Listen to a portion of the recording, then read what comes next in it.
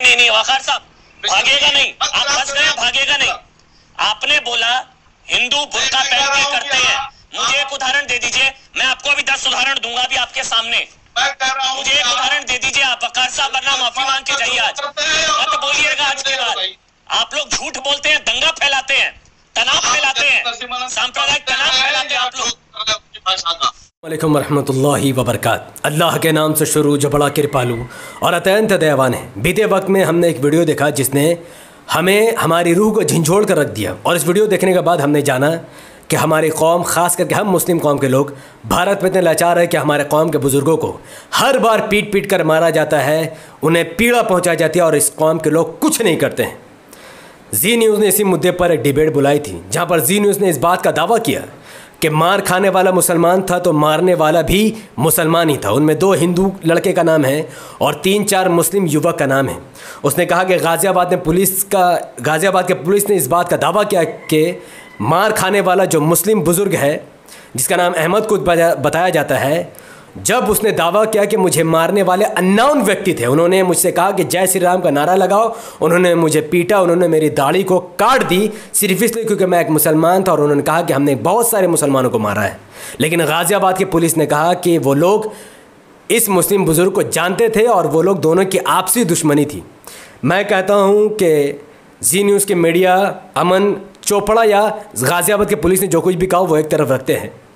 अगर पुलिस पर इतना ही एतमाद किया जाए तो फिर फरीदाबाद पुलिस ने जुनैद को 3rd डिग्री देकर पीट पीट कर मौत के घाट उतार दिया। 3 दिन के बाद जुनैद अंसारी की मौत हो गई है। तो क्या पुलिस पर हमें इतना ही भरोसा रखना चाहिए? हमें न्यायपालिका पर तो भरोसा है, लेकिन पुलिस के अंदर जो संघी घुसे हुए हैं उस पर हमें भरोसा नहीं है। खैर, मेन टॉपिक पर आते हैं।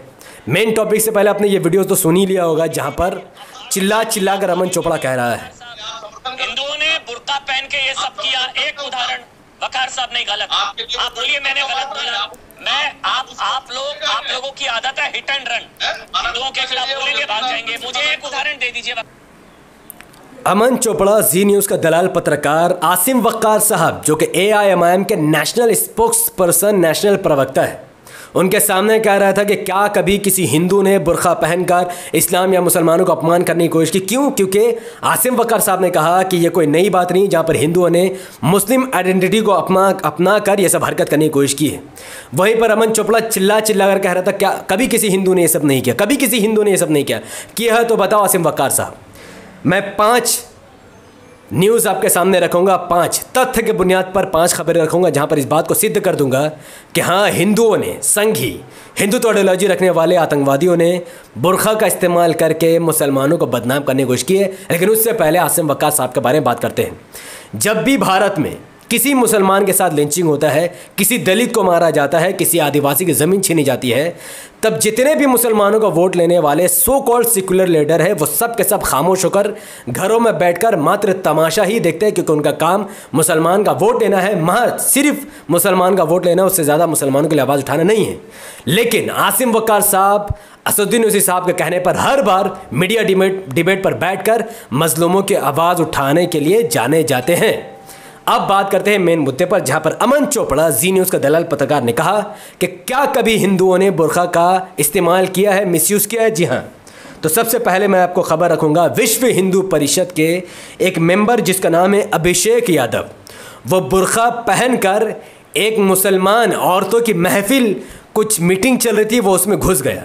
उस मीटिंग में घुसकर बुर्खा पहनकर इस अभिषेक यादव, जो कि विश्व हिंदू परिषद का मेंबर है, उसने बुर्खा पहनकर औरतों को मोलेस्ट करने की कोशिश की, बुर्खा पहनकर औरतों को गलत जगह हाथ लगाने की कोशिश की।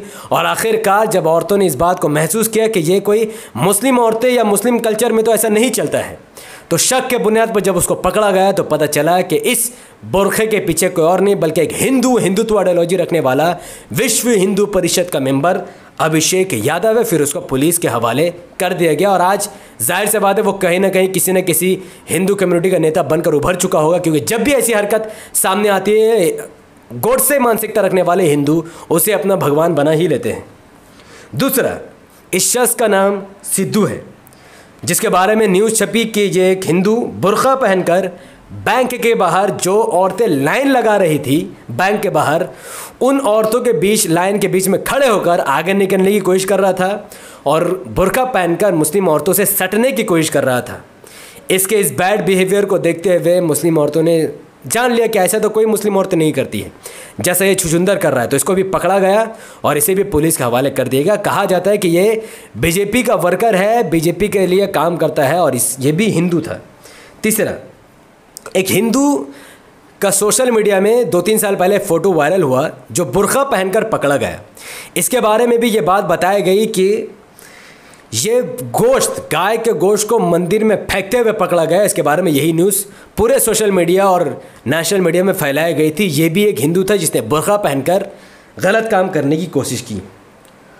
और चौथा, एक और हिंदू बुर्का पहनकर मस्जिद के अंदर पकड़ा गया। अब अल्लाह जाने ये क्या करने मांग रहा था, इसके बारे में जो भी न्यूज़ है, लेकिन ये एक हिंदू था जिसने बुर्का पहना। और पाँचवा, जो सबसे बड़ी खबर है, जो अमन चोपड़ा जैसे गोदी मीडिया के मुंह पर तमाचा है, वो है नाथूराम गोडसे, जो कि इनका बाप और इनका भगवान है। नाथूराम गोडसे आज़ाद भारत का पहला आतंकवादी है जिसने father of the nation Mahatma Gandhi को मौत के घाट उतार दिया धर्म के बुनियाद पर। महात्मा गांधी, कहा जाता है कि वो ब्राह्मण लो लेवल के शायद थे और ये उच्च जाति का था, उसी आधार पर इसने महात्मा गांधी को मार दिया। मारना बड़ी बात नहीं है, बड़ी बात तो ये है कि इसने मारा सिर्फ इसलिए ताकि मुस्लिम कम्युनिटी फंस जाए, क्योंकि नाथूराम गोडसे उतना फेमस आदमी तो था नहीं किल करने से पहले। तो जब उसने महात्मा गांधी को मार दिया, और हिंदू कहते हैं वध कर दिया, वध राक्षस का किया जाता है, नेक इंसान का नहीं, और महात्मा गांधी को राक्षस नहीं थे, जो हिंदुत्व आइडियोलॉजी रखने वाले हिंदू कहते हैं कि वध किया। तो इस नाथूराम गोडसे ने पहले अपना खतना करवाया, उसके बाद खतना करवाने के बाद इसने महात्मा गांधी को मौत के घाट उतार दिया।